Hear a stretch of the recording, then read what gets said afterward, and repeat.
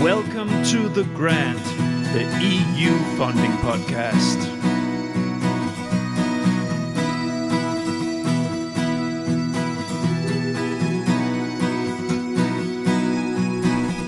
The Grant. My name is Niels Tudor-Winter and I am the creator, editor and host of The Grant. The Grant is an independent, non-commercial podcast initiative with the ambition to dig into all corners of the EU R&D funding system on topics of interest for the full EU R&D funding community. I have decided to make a continuously running series called The Brussels Office. It will shed light upon and open up the world of organizations and offices in the Brussels ecosystem related to EU funding. This episode is one of the first episodes in this series. Brussels has a lot of university liaison officers representing universities from all over Europe. They do a tremendous work. I've seen it with my own eyes. Some universities decide to gather into a collaboration around their Brussels activities. I have an old contact that is representing exactly such an initiative in Brussels. Simona Costa is head of office of the University Collaboration Tour for EU. It is a collaboration between 7 Tuscan universities where they have decided to join forces with a spearhead office in Brussels. Of course, I needed to invite Simona for a talk about how that works. 7 universities are a big mouthful to represent, so we discuss, of course, how they have organized their approach. It became a long talk, so this one is a 2-episode release. In this first part, we talk about the background of the collaboration, we dig into the key functions of the office and how they're organized, and finally we have a talk about the issue of distance between the liaison office and the region back home in Italy. A really strong episode. Please enjoy. The Grant. Welcome to The Grant, the EU funding podcast. I continue my quest to open up different corners of the EU funding world, the EU funding community, the EU funding issues that all my listeners, they care so much about and work with every day. And recently I have decided to make a series on the Brussels office community that you have Brussels filled of. Brussels is a city that is filled with offices of all sorts, of all corners that helps and supports, and industry offices, representations, umbrella representations, all kinds of organizations under the EU umbrella, the Commission umbrella, and so on and so forth. So it's a lot of them. It's very interesting to dig into them, and a lot of my listeners will be sitting in Brussels also, so they can be inspired and hear how other people's work and so on. So today is one of these days where we'll look into that, look into a Brussels office representing some stakeholders. And before we dig into what it is and what we're going to talk about, Simona, welcome. Hi Niels. How are you? Good. It's a pleasure to have you on board. We're going to talk about university world today. Yes. Yeah, you represent 7 universities in Tuscany in Italy. Very nice area, of course. Absolutely. But Simona, can you? My guests, they always share a little bit about themselves before share who you are and also about your experience on the EU funding scene. So can you share that with me and the listeners? Yeah, absolutely. Thank you very much. So I'm Simona Costa. I'm Italian. I'm living here in Belgium now since 28 years. And I work in the European bubble since that time. So I've been starting working for a member of the European Parliament. And then I had several other experience at the European Commission. I work after a while with the private sector, so a very important company, Italian company based in Brussels.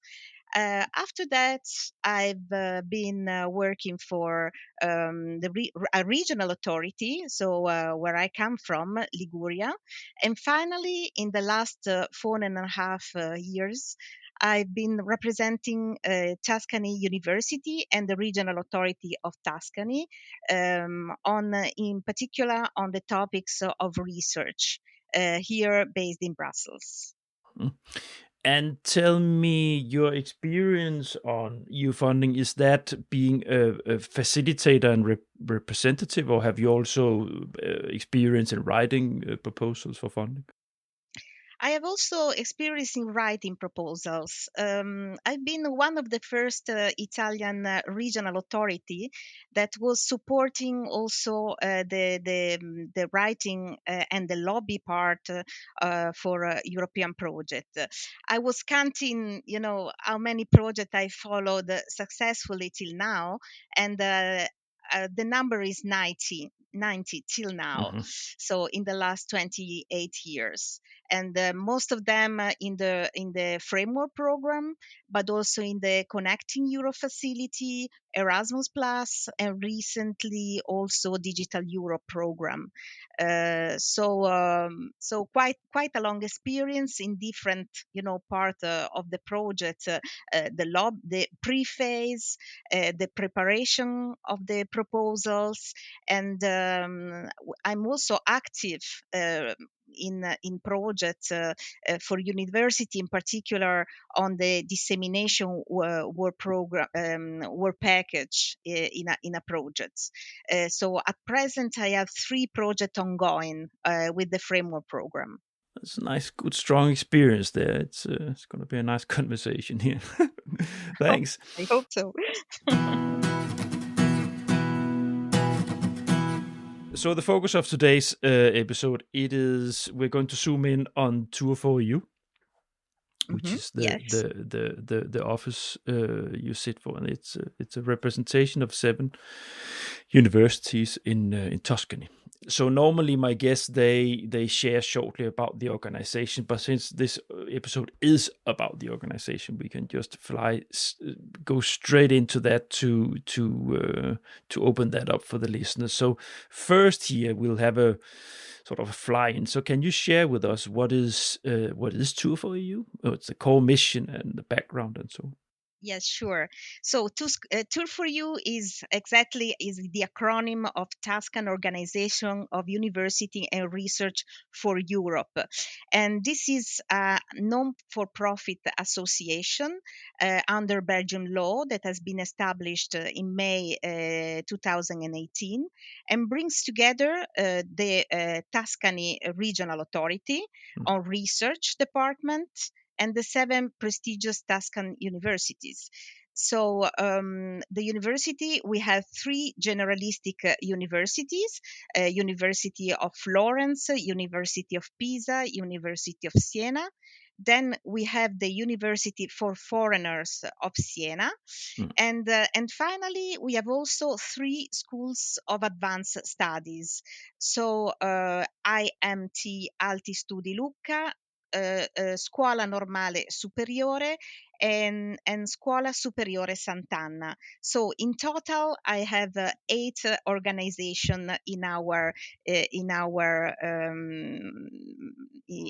association. Mhm. And what are the aims and the objective of this association are to promote the interest of the Tuscan research ecosystem in the context of the European Union, but also to support the preparation of European projects, encourage collaboration between researcher and other European partners, and also try to support them in the internationalization and the exchange of cooperation with the other university and scientific international centers.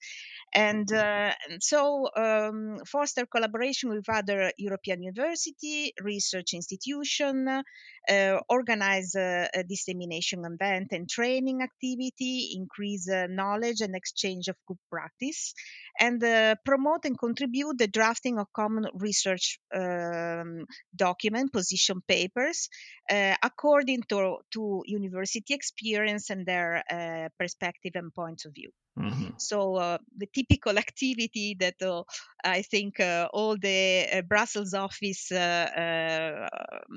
do here. It sounds quintessential for the university representations anyway. So those are always the key missions. So representing towards the commission and the interests of the university, and then of course networking and concrete proposal facilitation for research teams and so on. Exactly. Yes. Mhm. So, what's the history behind those 7 universities? Was the regional push from the regional government in Tuscany, or did the universities themselves come together? Or how did it come about with those exact 7 universities? Yeah, it's very interesting because the push came from the regional authority. Okay. The president of Tour for You is at that time was the vice president of the regional Regione Toscana, Mm. in charge of research. And she saw that in the region there were these 7 universities that they were going on. They were quite successful, but not linked to each other, and most of all not linked to the territory. The idea was really to set up an association that try to make in contact and create a strategy at regional level, Mhm. trying to give an impact also on the territory and link the activity also with the companies that are based in Tuscany. At the beginning, each university came to Brussels by themselves, and even, for example, the Department of Research and the vice rector in charge of research never knew that the independent professor were coming and were successful in Brussels. Mhm. So thanks to this organization now, all these university and the regional authority have a coordination, have a common activity, talk each other, and also set up common projects. And I think it has very added value. I can tell you that in Brussels, of Italian office representing university, there are 7, 8 maximum, but we are the only one that put together all the university, not in a competing way, Mm. but trying really to collaborate. Yeah, yeah. I know the Norwegians. They sit in the same office facilities in in Brussels, but it's not the same. It's not like you that you have sort of went into collaboration concretely and making an organization. I so this, but sometimes these podcast conversations, they take a detour than what I expected. It's like this is a good conversation, is mirrored in that. So here, industry link. How is that? So is there particularly? Do you have a particular connection with? Have you thought the local Tuscan industry into this? Do you have a formalized collaboration with the local industry there in relation to this initiative? How's that? No. Okay. I have to tell you that physically we are based in the Brussels delegation of Tuscany region. So they host us, and the regional authority also host some companies. So, for example, with the companies that are represented in the office, in our office, we have a constant dialogue, for example, but the collaboration with company is more individual. I mean, what I did when I started to work was to map the most important and the biggest company based in Tuscany, Mhm. and I contact them directly. So there are not formal agreement between us, Mm. but also thanks to the support of the regional authority, I could create this bridge with them, because I think also that is very important to have a collaboration with the companies, in particular big companies, Mhm. because normally they are very well structured Mhm. for a European project, more than, of course, small and medium. So So that's the way how Yeah, how I proceed at the beginning. Yes. very well. All right, thanks. So, Simone, in the rundown here, the first thing I put is I just try to take it from up and down, right, from top down. Mhm. Functions in the organization. So, how are you practically organized with the because representing 7 universities, you have 7 organizations. They might have a common interest, but they also have their own interest. So, how have you? So, the practical organization around that is: are you the only person that is employed in the secretariat, or how have you organized yourself? Yes. So I started my activity alone. So I was the only one, Yeah. and also the as an association we have a general assembly. Normally we have 2 meetings per year, and the person the responsible and the person that I deal with are the vice president of the regional authority, but also the rector, the deputy rector in charge of research. And with that, so the political support comes directly from the top Mhm. of each university, and then the day by day work is done dealing with the grant research and grant offices of each university. So normally they are my starting point. Mhm. So as I said, I start alone, also because we live from the fee of our associated Mhm. that they put every year.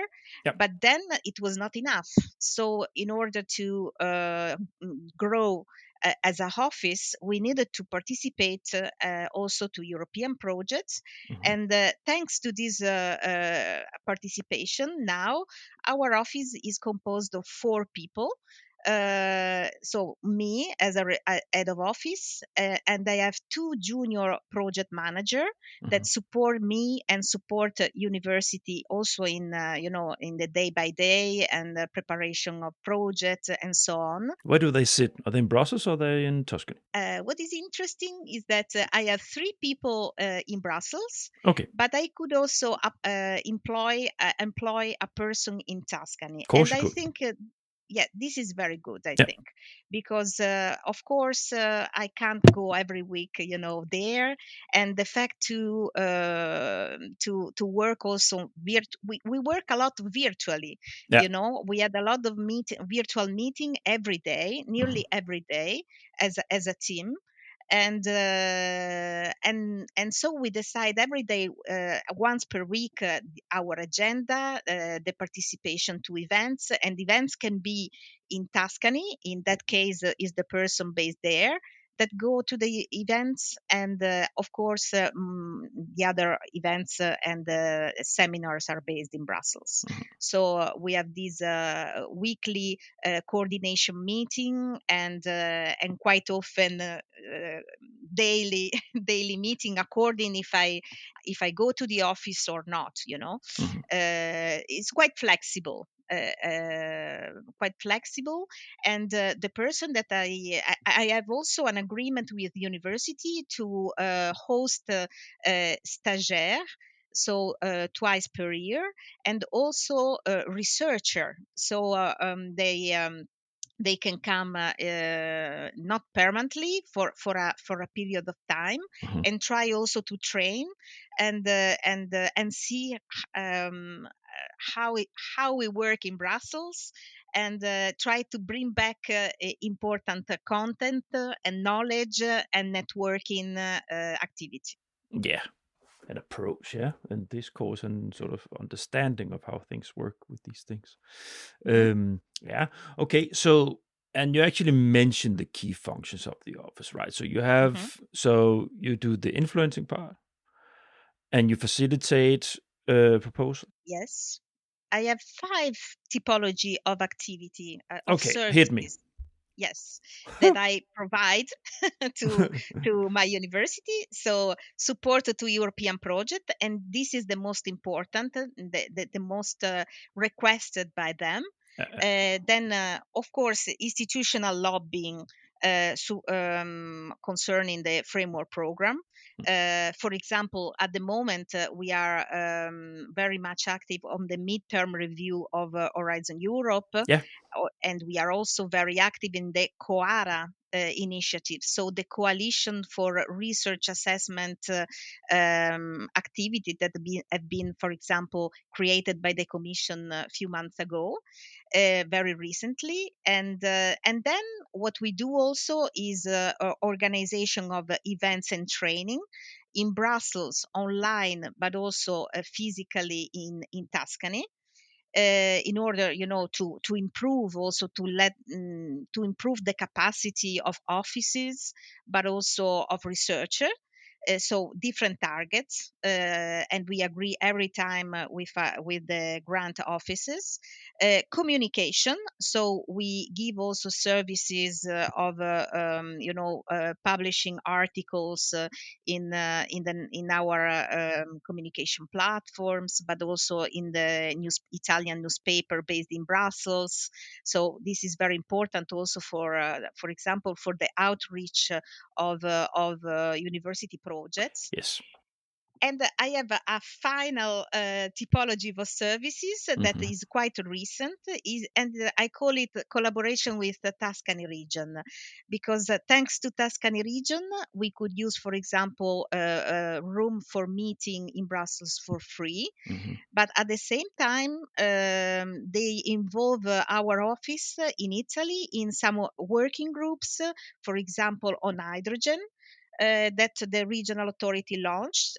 And so we are very active and on that.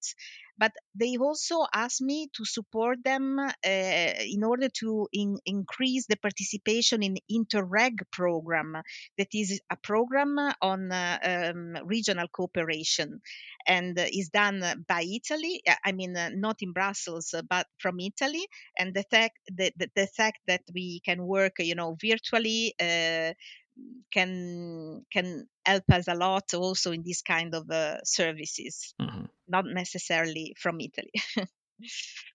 Yeah, it's a nice. Thanks.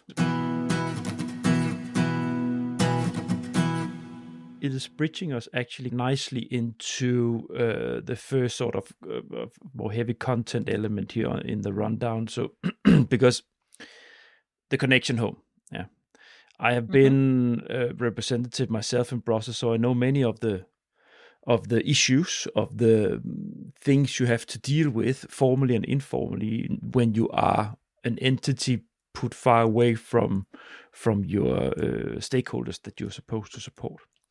So this is why I put this first. That's the thing that creates the most headache, so to say, or challenges in your collaboration, in the work as a spearhead ahead, like somewhere else, and then you have the main stakeholders very far away. So I would like us to dig a little bit into that, because I can hear that you have a good collaboration with the regional authorities. Hmm. Yes, it's And I'm true. very happy to hear that, because it's often with representative offices in Brussels, there's a lot of misunderstanding based on the distance, or the distance creates a lot of misunderstanding what the office is, what it is supposed to do, how you can use that office, and the resources that is actually how much resources, how much it takes to work in Brussels as a small entity. That is often There's often a mismatch between the understanding from the stakeholders, or the ones you work for back home, and yourself. So I'm happy to hear that you have a good collaboration with the regional authorities, that they understand. But I also have the feeling that the universities themselves, your key members here that have made the organization, that they know what it entails. But can you share a little bit about how your first thoughts on comments on what I just mentioned here? Yes. Um, I have to tell you that, of course, this is the big challenge that the office in Brussels have.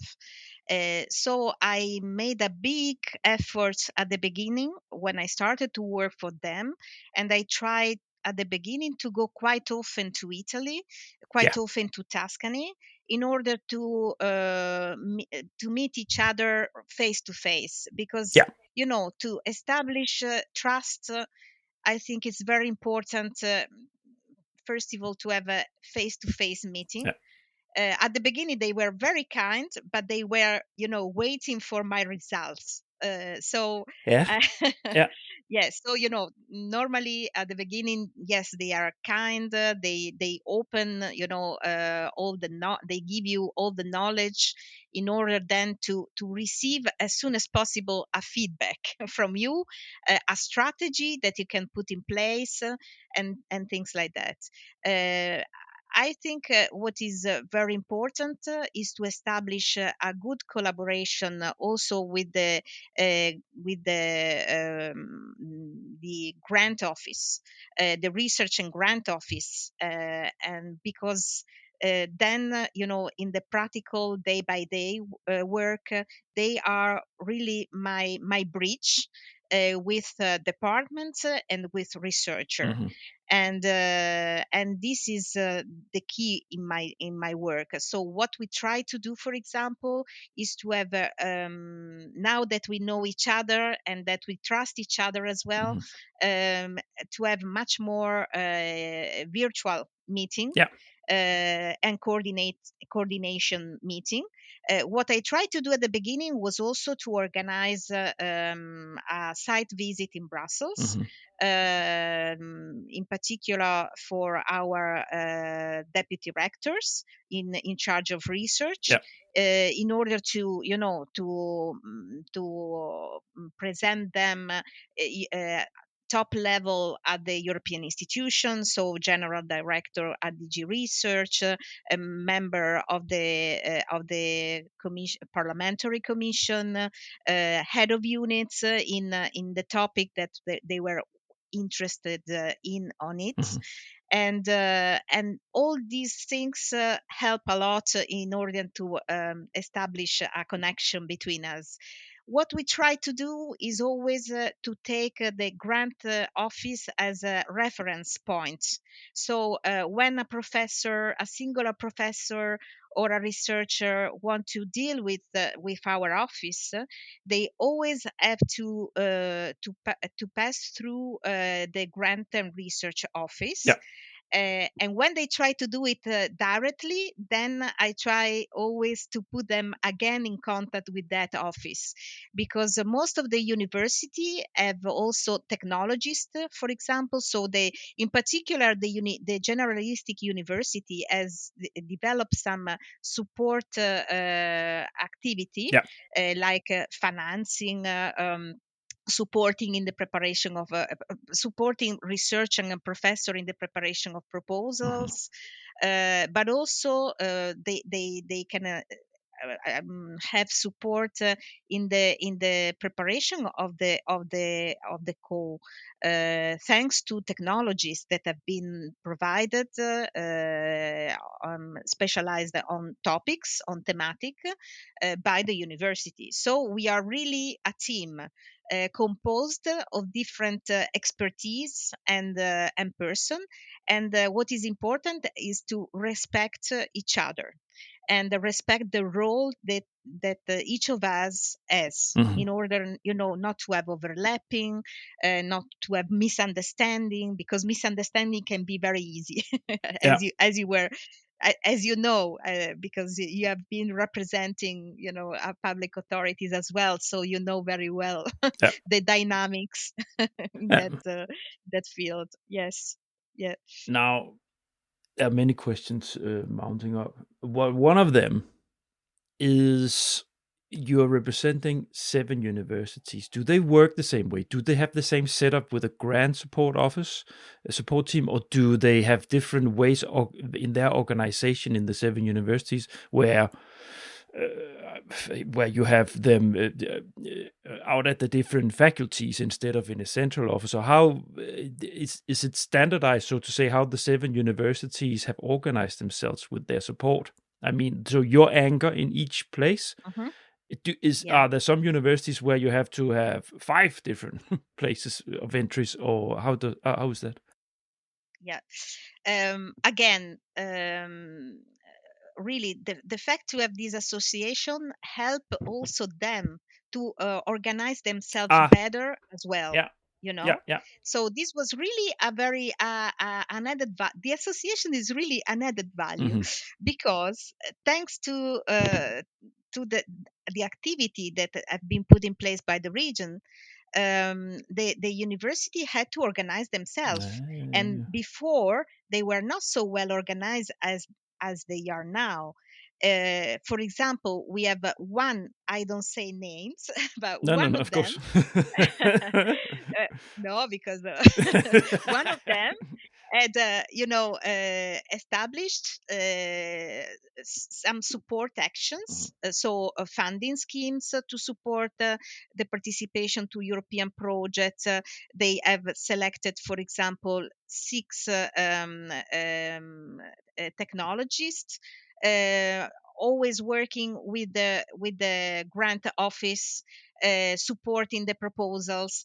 And for example, when the other generalistic university saw this scheme, mhm, and they saw in particular the success rates mhm. on funding, how Yeah. they increase, Mhm. they copy the system, and some of them they even say that on the newspaper Yeah, that they were copying. And this is very unique, because consider that in Tuscany, since centuries, cities and different cities, different organization, they fight each other they had normally. war. The city states were fighting each other. In the past, there were in the centuries, there was a lot of fight, so Mhm, it's a famous region for this kind of competition. mhm. And I have to tell you that um, I like them very much, because they compete, but in a correct way, and in order to improve themselves. Uh, So it's not to destroy the work of others, or is really to improve, increase their capacity. uh, And I appreciate this very much on all of them. And in the last 4.5 years, they, for example, also asked me to be part of. They launch, for example, the selection of the head of office in their university, and 2 of them, for example, did it, and they asked me to be part of the evaluation team, you know mhm. and for me it was very useful, because also I could understand how they work, how the administration work, be in contact in a different way with the member of the examination team, that was also the administrative part of the university. So at the beginning, the fact that they asked me this helped me a lot Mhm. in order to establish a good collaboration with them. And I think also we selected the right person for the right job, also Mhm. altogether. So, and now these person are the one that I deal with, for example. Different is for the school, the advanced schools, because they are smaller than the generalistic university. So Are they the technical universities? yes, Yeah. yes, Yeah, yeah, yeah. the applied science, Yeah, yeah, yeah, and yeah. so normally In they are. engineers. Yes, in particular, but not only, also humanities as well, Okay. mathematics, physics, but very specific. And yes, and but they are all organized with a central research and grant office. Maybe schools with less people, because they are smaller, but all of them are organized now in the same way. So there was one of these school that changed the structure after 1 year that our organization was set up, thanks to a new rector as well, that Mhm. have a different vision. And so now I have really one reference point in each university, and this helped me a lot, because Of otherwise course. you can imagine, with more than 8,500 professors. Yeah, because this is one of the things with this conversation that I want to dig a little bit into, because I have formerly I've been recording an episode with the Norwegian University NTNU, Yes. Hmm. Massimo, on how he's working in Brussels, and recently I recorded also with their as a project support team, a panel that will be released quite soon in one of the future episodes. And that's just one university, and that's the complexity, because each institute, each research team, each faculty, there's a different there's a slightly different angle he needs to use as an approach. He's also tried to make sort of and push for a standardized way of working, Hmm. but it's you cannot go around how research teams or personalities they are, right? Professors are some of the most beautiful persons in this world. They're so dedicated, but they're also so different in that how they want to work with EU funds. It's different how you Hmm. Yes. engage them and so on. And you work with seven. Yes, You it's a nightmare. so with all their, and then they each of them have faculties, institutes, research team, and individual professors. So it's and this is also why I was asking into the organization, how many you were there, because you could probably have seven persons, one representing each of the universities sitting in Brussels, and still you would have a lot of work to do. Ab- Absolutely, yes. But no, we are four now. I try, to be honest, to centralize most of the activity, because Yeah, it's also very sensitive. The relation with professor is always very sensitive. So I yeah, prefer yeah, to deal it directly myself, because I want to deal also diplomatic, yeah, activity. yeah. That's very important, because I saw when also researcher come to Brussels in my office for a while. They are very much focusing on research, but they are quite naive person. So Mm. devoted to research, but they don't know all the relationship that you have to do with politician, dealing how to deal with institutional, diplomatic aspects, Hmm. political aspects, and if by chance there's one word that is not say in the right way, it can be Yeah, a yeah. big Yeah, problem. political organizations, Yes, and you need to be able to navigate in that, yes, as a facilitator and representative of all of them. So that's also something that I think requires all the experience that you explained us in the introduction, yes, to have someone to be able to navigate and juggle with differences between seven entities again, because it's not just, it's very nice to have an organization where they sort of slowly standardize, and they get a common understanding, so they get better in communicating with each other. But you will always have different priorities from the top, from the dean level, yeah, yes. dean officers. Hmm. You will always have a different angle or different priority, or what you emphasize in towards Brussels, or what is important for their specific university. And of Yes. course, you need to be able to navigate in that. This part is very important, but I was very clear from the beginning, and I asked them to trust me in Yeah, particular. uh, you know you can have a lot of problems in particular on projects, because the university compete each other yeah. in projects, Hmm. or political interest, for Hmm. example, but project in particular. So what I said to them, I said, listen, let's try to, first of all, to focus on projects that can be done in common. So strategic project, European project that can be done together. Mm-hmm. Like Marie Sklodowska-Curie Fund, for example, Yeah. or the Digital Innovation Hub, where the region and the university have to work together.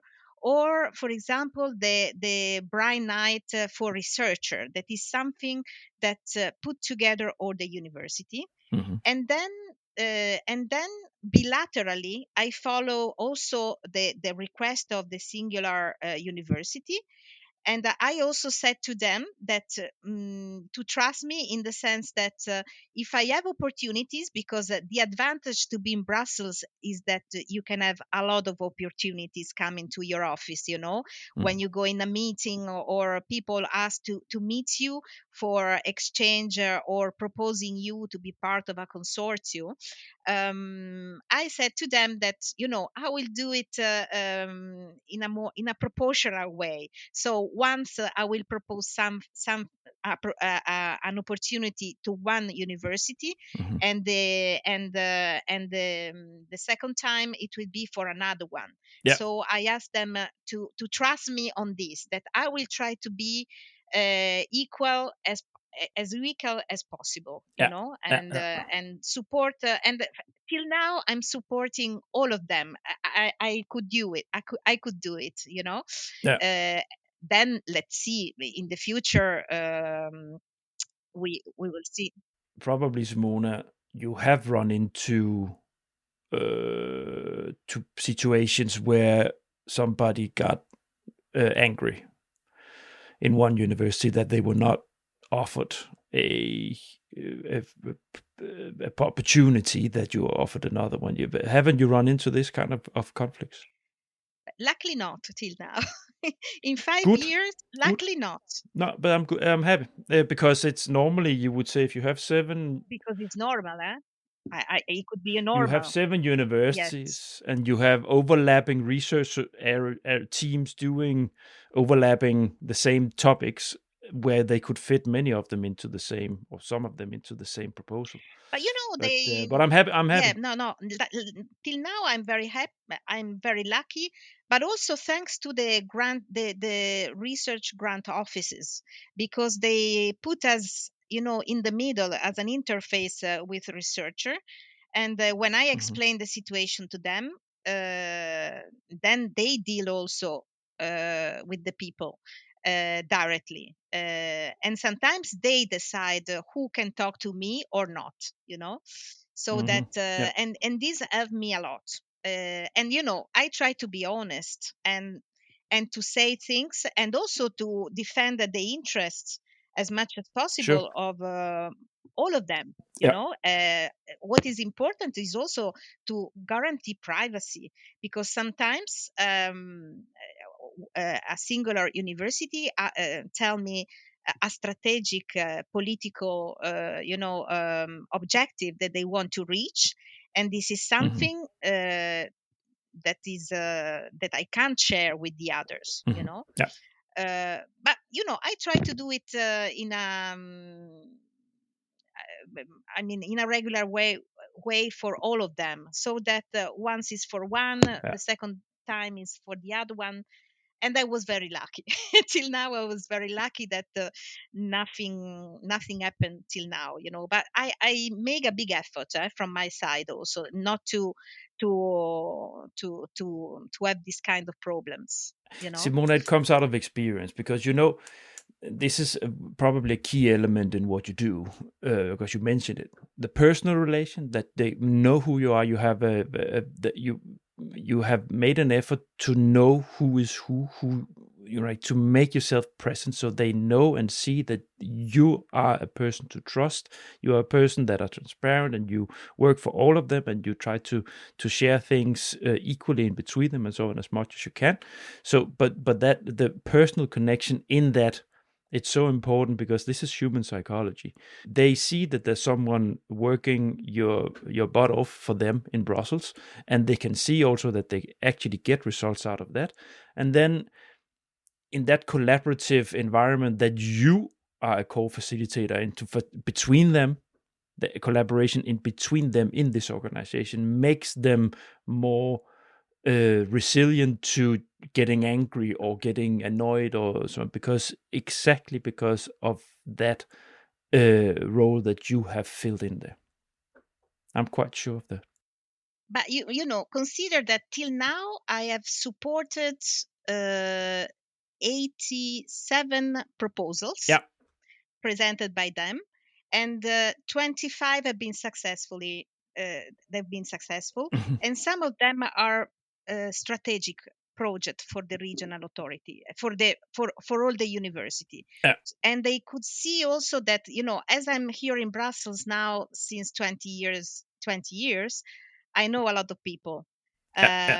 So the people that start when I start, now they are director, or they are all most of them in a top position in the institutions. So when I check the who's who at the commission, looking for somebody to find out information, quite often I see names of people that I know. So I call them, and then I work in close collaboration also with our Italian permanent representations. So I created a lot of contact, political contact with a high level at national and European level, so they could see that when I say something is because I know that when I give a suggestion is because I talk with several person in charge of a dossier, and I make my own idea on a topic, and so after 4 years and a half, they could see really that they can trust the office, So this is a good bridge. We need to move on to the next subtopic because I think we covered it quite well. But before we move on to talk about the influencing and lobbying part, so where would you say is the strategic weight of Wikileg? Is it the influencing part, or is it proposal facilitating your universities and research teams into proposals? Which one is most important for the 7 stakeholders? For me, both. So it's equal, 50-50? For my stakeholders, it's more important to be successful in European projects. But I told them also that in order to be successful in European projects, you have to make a lot of preparatory work in the lobbying part.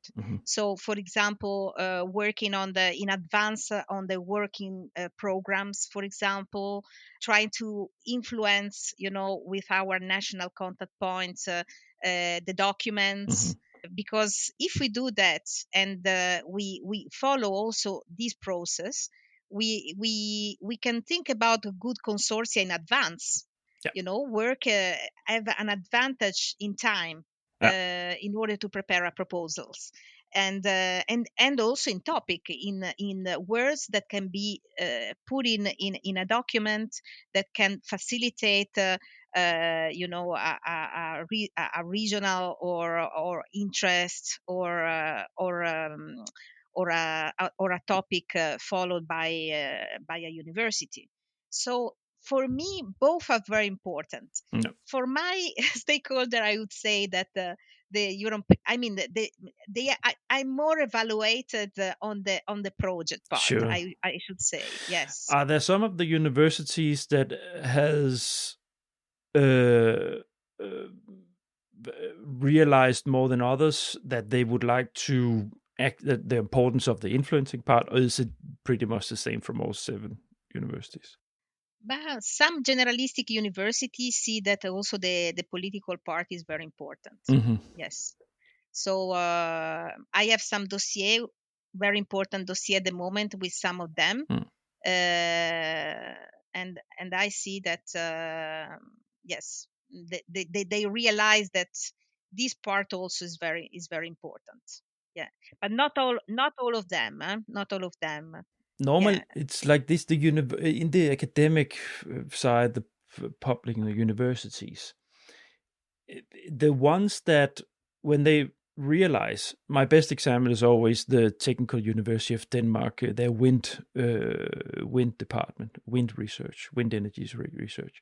They got very little government funding in the 80s when they started up.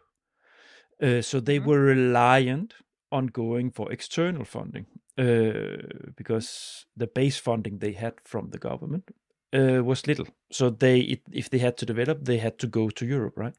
So they went to Europe and they built up the whole the institute, the faculty. They built it up with EU funding, and they built up by professionalizing their approach to applying for the funding. But then they realized, this is strategic. This is not ending. So why don't we also go into the influencing part? Because eventually we will also reach to the timeline when it might be 2, 3, 4, 5 years ahead, but it doesn't matter because our strategy of research is 15 years ahead. They have long development. So they did that, and so they are now involved in the full circle.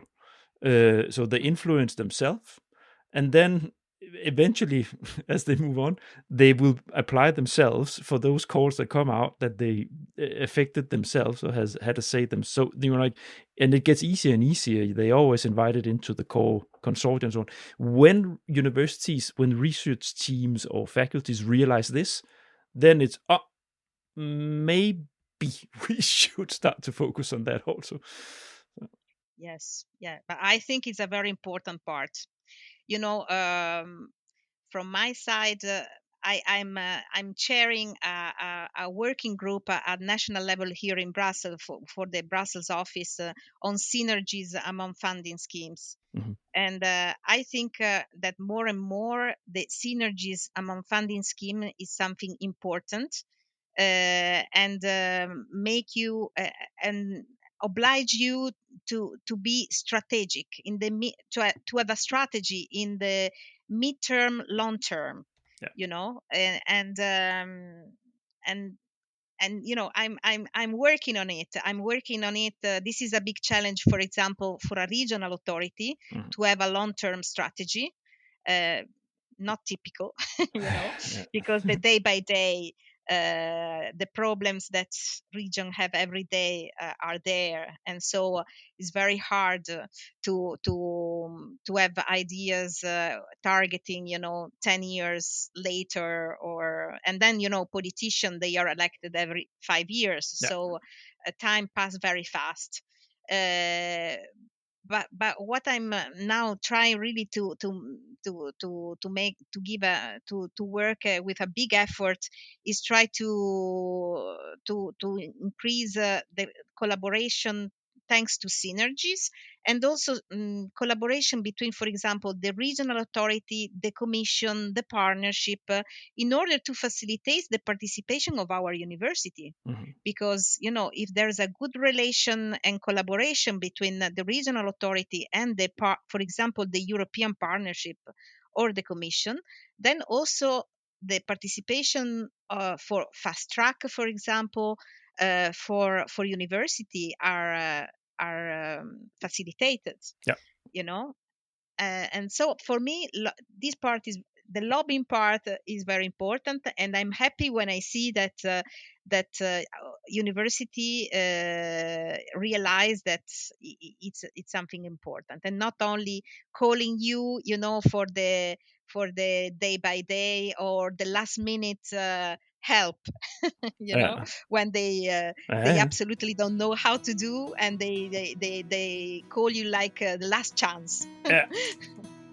Let's move into that lobbying. So my first question now, based if not here in the rundown, but wait a minute, actually it is, how do you coordinate your work on the strategic process? Do you coordinate that?